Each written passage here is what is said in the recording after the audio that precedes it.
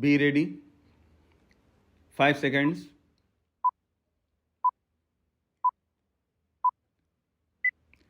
Start. While there has been a reduction in personal tax rates, it has not been accompanied by a similar reduction in the rate of corporate tax, except for the benefit which some companies derived on account of the abolition of surtax.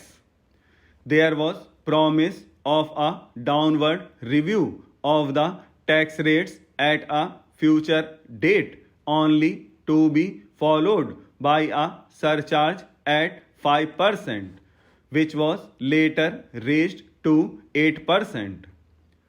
The corporate tax is a double tax, as there is the further tax on dividends in the hands of shareholders, but for a marginal exemption under Section 80L or 80M.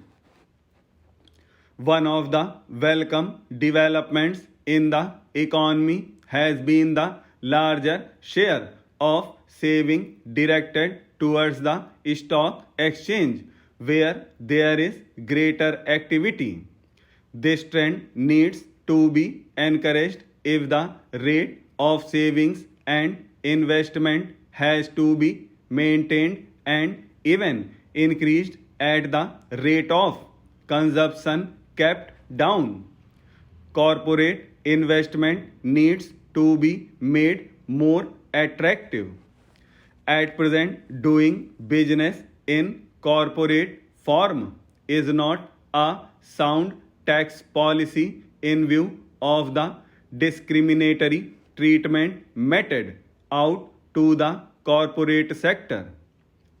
The book Profits Tax amounts to double taxation, where liability is based on books profits in one year and statutory profits in another. Wealth tax on companies is one of the unexpected tax incidents for most companies. The provision of deemed dividend under Section 222 of the Income Tax Act, treating even loans as dividends, curbs on borrowing powers and intercompany investment, insistence of the accrual system, attracting tax on unrealized income, with exceptions for public sector concerns, and other regulations confined to the corporate sector, have reversed the trend of bringing in more business and industrial activity under the financial discipline of this sector. It is necessary that some of these regulations, at least to the extent that they have not served any useful purpose, are relaxed. As for tax rates, a significant reduction is certainly justified for the corporate sector. If tax collection from other sectors had not suffered because of a reduction of the tax rate, there is no reason why the result should be different in the case of the corporate sector. A reduction in tax rate will certainly result in larger retained profits for business expansion, large distribution of dividends to shareholders, and bonus to labor.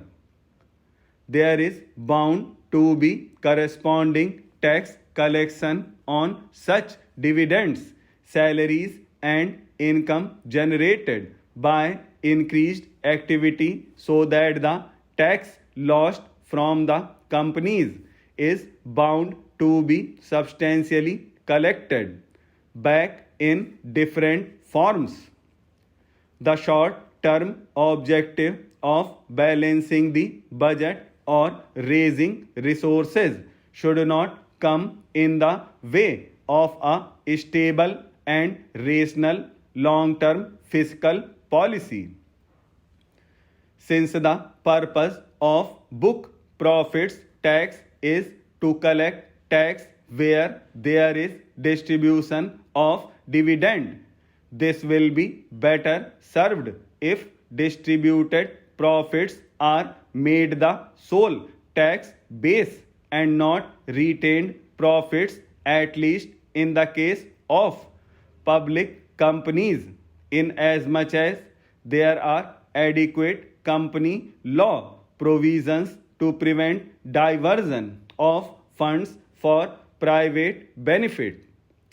In Greece, companies are taxed at 50% of distributable profits, or in other words, at 100% of the amount distributed. This is an idea worth consideration. As an immediate and interim measure, the book profits tax needs to be done away with. There is also need for examining whether dividends should not be altogether exempt. Such a course was considered seriously some time back.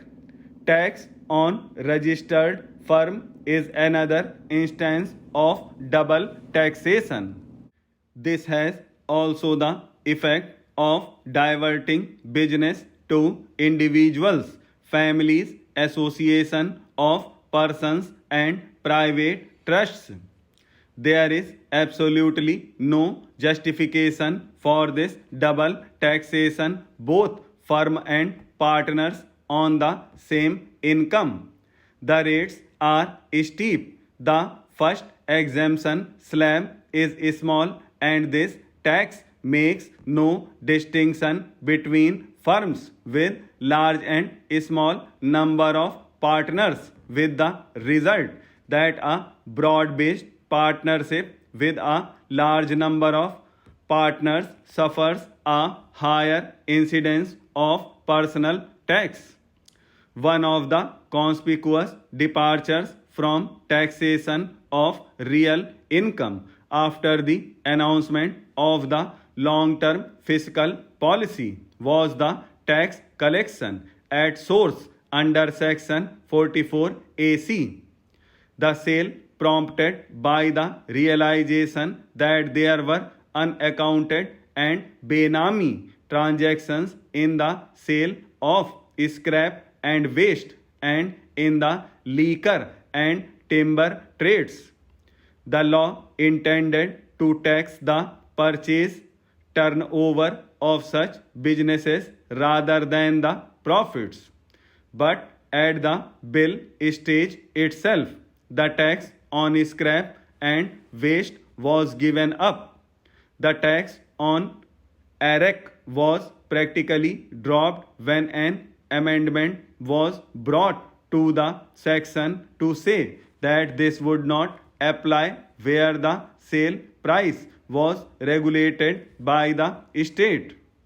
Since the generation of black money is more probable where the price is controlled, the reason for the exception was difficult to understand. Only timber now remains exposed to this capricious imposition.